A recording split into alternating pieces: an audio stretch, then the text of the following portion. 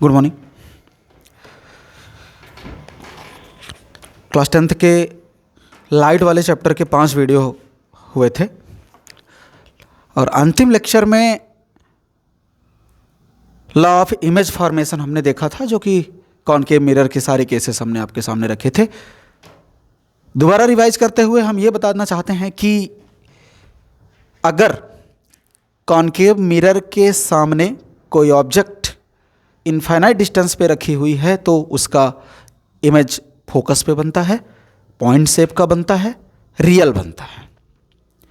अगर centre of curvature के उस पार इनफाइनाइट से बाद में बोले तो सेंटर ऑफ कर्वेचर और इनफाइनाइट के बीच में, बियॉन्ड द सेंटर जिसे हम कहते हैं, अगर ऑब्जेक्ट रखा हुआ है तो जो इमेज बनता है वो फोकस और सेंटर के बीच में बनता है, रियल बनता है, इन्वर्टेड बनता है और वस्तु से छोटा बनता है। और तीसरा केस हमने बात किया था कि अगर वस्तु को थोड़ा और आगे करें, सेंटर पे रखें तो वस्तु सेंटर पे, इमेज सेंटर पे ही बनेगी,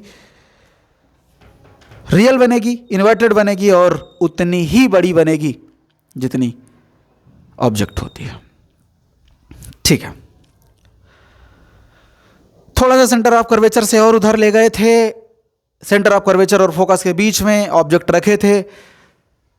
अगर ऑब्जेक्ट सेंटर ऑफ कर्वेचर और फोकस के बीच में है तो इमेज सेंटर ऑफ कर्वेचर के उस पार बनी थी, beyond the centre of curvature. एक बार फिर से रियल थी, इन्वर्टेड थी, लेकिन इस बार वस्तु से बड़ी थी। थोड़ा अगले केस, अगर हम वस्तु को फोकस पे रखे थे, इमेज इनफाइनाइट पे बना था। इसलिए इनफाइनाइट पे बना था क्योंकि पैरेलल रेज आ रही थी। पैरेलल रेज कहीं एक दूसरे को काटती नहीं है। इनफाइनाइट पे काटते हुए माना जाता है इनफाइनाइट पे इमेज बनेगा, और अगर काटी दी है इनफाइनाइट पे तो बहुत बड़ा इमेज बनेगा। एक बार फिर से रियल बनेगा, इन्वर्टेड बनेगा और वस्तु से बहुत बड़ा बनेगा। और फाइनल एक केस, जब ऑब्जेक्ट को फोकस और पोल के बीच में रखते हैं, आपको मिला इमेज मिरर के पीछे बनेगा क्योंकि रेज सही से काट नहीं रही थी। एक रे जो वस्तु से चल के पैरेलल पड़ी थी, रिफ्लेक्शन के बाद फोकस से गुजरी थी, दूसरा पोल पे पड़ी थी और उसी एंगल पे रिफ्लेक्ट हुई थी। ऐसे हुआ था, आगे की साइड कहीं काट नहीं रही थी, लेकिन ये लग रहा था कि पीछे बढ़ाने पे कहीं ना कहीं काट देंगी। मिरर के पीछे बना था, बिहाइंड द मिरर का केस था। और इस बार वर्चुअल इमेज है, और वर्चुअल इमेज हमेशा सीधा बनता है, वस्तु से बड़ा हुआ था। कंक्लूजन ये है, अभी तक हम 2 मिरर पढ़े हैं। प्लेन मिरर में ऑलवेज वर्चुअल इमेज, पर इमेज की साइज ऑब्जेक्ट के बराबर। कॉनकेव मिरर में सिर्फ एक केस में वर्चुअल इमेज, कब? जब ऑब्जेक्ट पोल और फोकस के बीच में है, पर इमेज की साइज ऑब्जेक्ट से बड़ा। और कॉन्वेक्स मिरर में हम बात ही नहीं किए, तो बात करते हैं कॉन्वेक्स मिरर से कैसे इमेज बनाते हैं।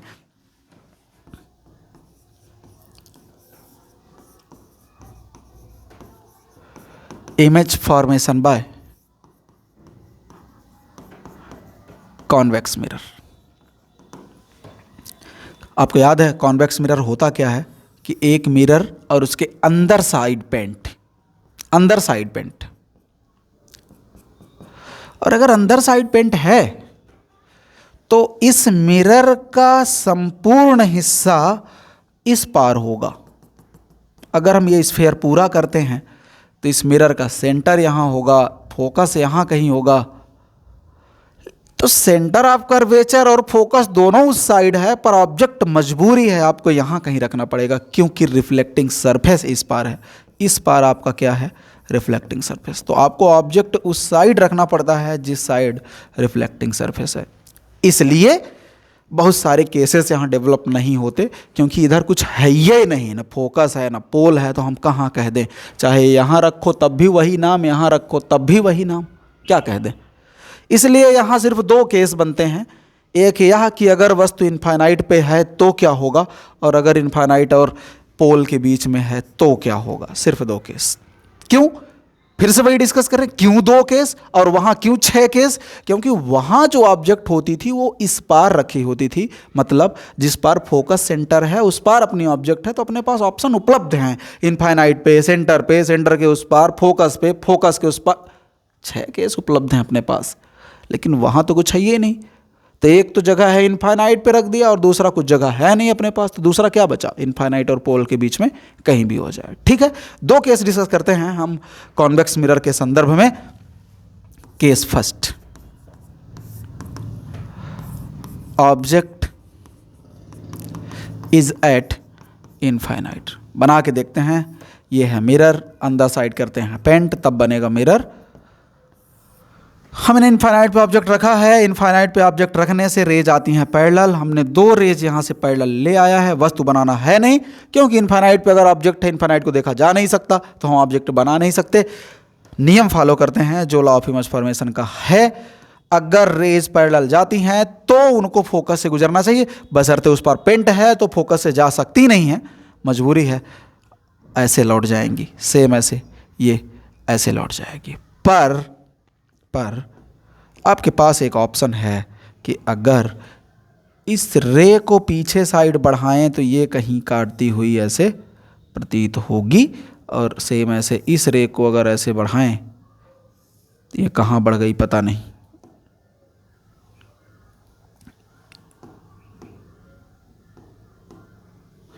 तो जो ये बना हुआ था ये कुछ ऐसे होना चाहिए था, जिससे हम पीछे साइड इसको बढ़ाने पे ये, और इसको पीछे साइड बढ़ाने पे ये जहाँ पे काट रही हैं, कहाँ पे काटेगी, फोकस पे, गुजरना ही चाहिए फोकस से। ये जो रेज हैं ये थोड़ा ज़बरदस्ती वाली बात हो गई है, मैं इसको दोबारा बनाने का प्रयास करता हूँ। ये वाली जो रे है इसको हमको ऐसा बनाना है कि ये ऐसे बने। यस, ये ठीक है, ये ठीक है, ये ज़बरदस्ती वाली बात नहीं है, ये ऐसे है और ये ऐसे है। ये भी ज़बरदस्ती वाली बात हुई थी, तो इसको भी हम थोड़ा सा मिटा देते हैं।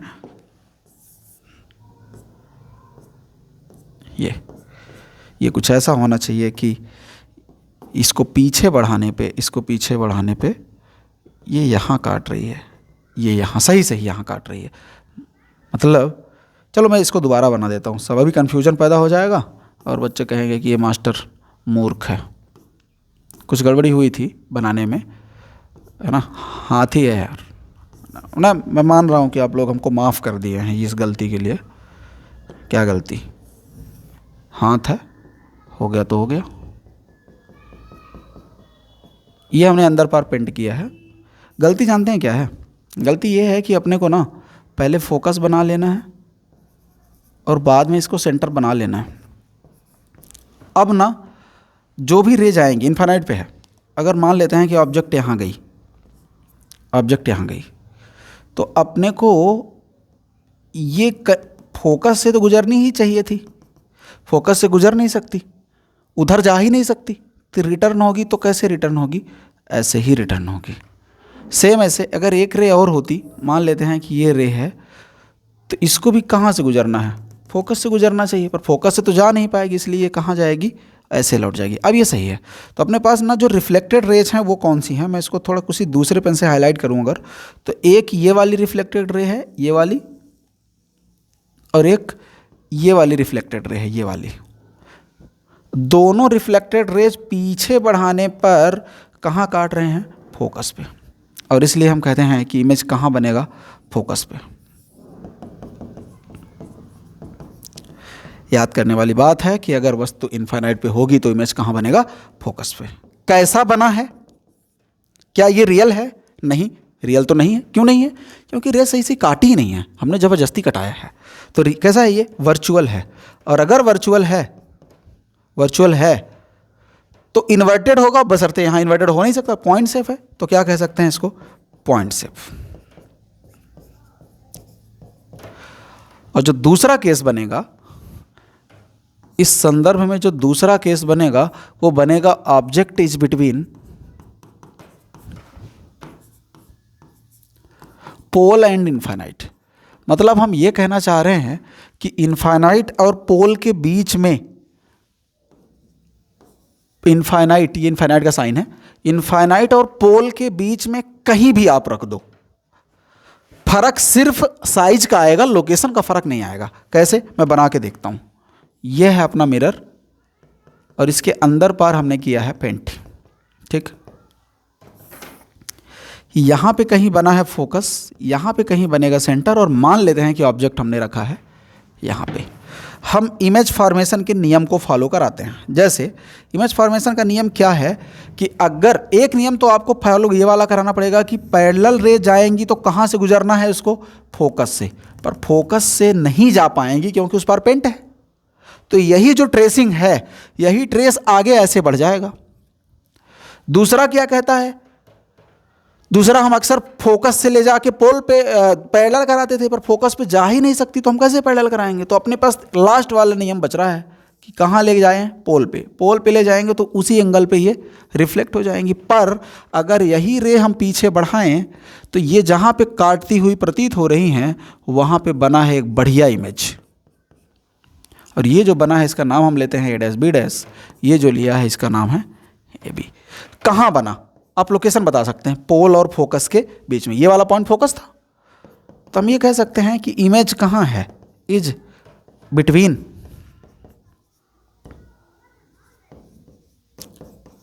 पोल एंड फोकस। पोल और फोकस के बीच में। बोलो भाई, वर्चुअल है?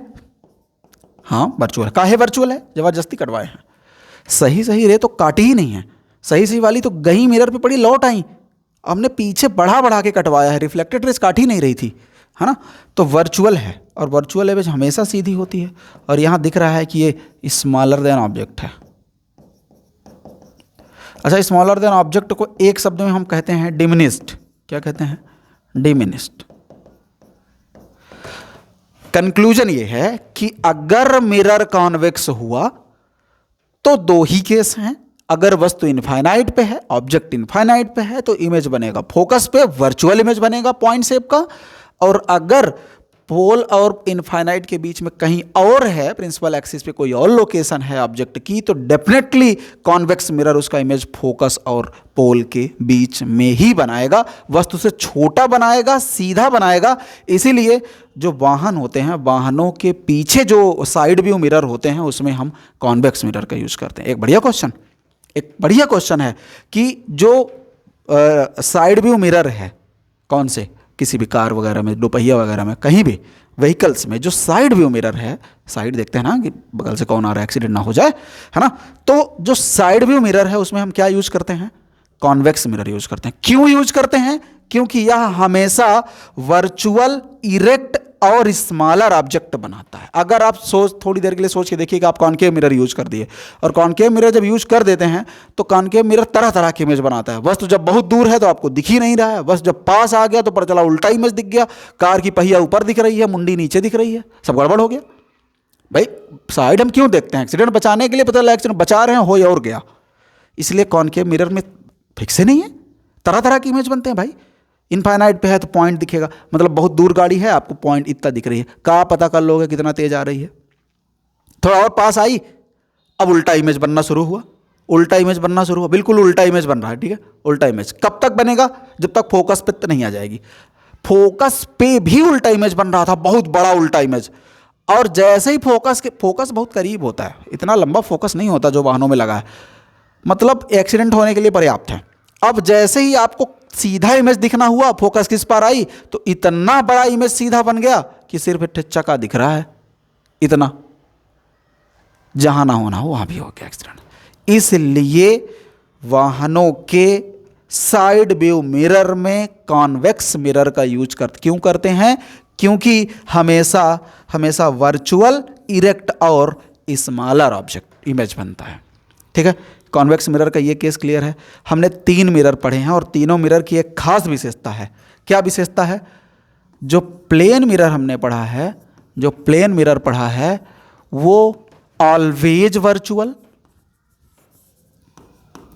प्लेन मिरर ऑलवेज वर्चुअल, और जो साइज है वो क्या है? इक्वल है टू ऑब्जेक्ट। प्लेन मिरर जो है वो ऑलवेज वर्चुअल इमेज, और कॉनकेव मिरर जो है उसको हम क्या कहते हैं? Virtual image in one case. Virtual image कहां बनाता है? In only one case. सिर्फ एक केस में वर्चुअल इमेज है। कौन सा केस? कब? व्हेन ऑब्जेक्ट इज बिटवीन, जब ऑब्जेक्ट कहाँ हो, फोकस एंड पोल, जब ऑब्जेक्ट कहाँ हो, फोकस और पोल के बीच में हो। और इसकी साइज क्या होती है, ये होती है larger than object, larger than object, सिर्फ एक केस में बनाता है। और कॉन्वेक्स मिरर क्या है, कॉन्वेक्स मिरर का क्या सीन है भाई, कॉन्वेक्स मिरर हमेशा वर्चुअल इमेज, कॉन्वेक्स मिरर क्या है, हमेशा वर्चुअल इमेज। और इसका साइज क्या है, ऑलवेज स्मॉलर, इसका साइज क्या है, always smaller than object, smaller than object, इसे हम डिमिनिश्ड कहते हैं ना। और इसको लार्जर देन ऑब्जेक्ट को क्या कहते हैं, इनलार्ज बोलते हैं, है ना।